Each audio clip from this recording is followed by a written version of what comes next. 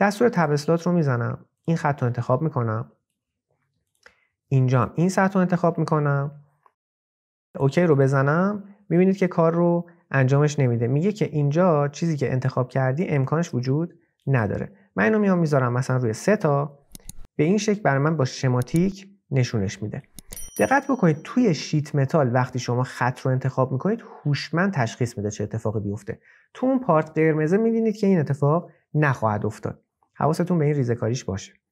این ور رو انجام دادم، دوباره میام یه نیو گروپ میزنم، این ور رو انجام میدم، سطحش هم که میشه سطح زیر این و این دوتا هم با هم لینک باشن که اندازه هاش آپدیت بشه. اوکی رو میزنم.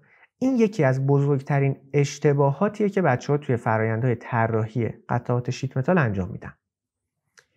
ساخت این قطعه با این روش غیر ممکنه. چرا غیر ممکنه؟ من یه برش بزنم اینجا. این الان چجوری میخواد تو این زرد مونتاژ بشه؟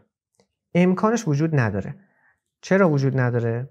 من یه دونه موو به این میدم، میگم توی این راستا مثلا یه میل جا به جاشو یا 2 میل جا به جاشو. این وقتی بخواد مونتاژ بشه بالاخره از یه سمت این دندونه ها باید برن تو دیگه. به خاطر اینکه این دندونه ها توی دو تا لبه غیر موازی هستن، اصلا امکانش نیست که این بخواد توی این قطعه مونتاژ بشه. یعنی نمیتونه هم دندونه های پایین جا بره هم دندونه های چپ. خیلی نکته مهمیه.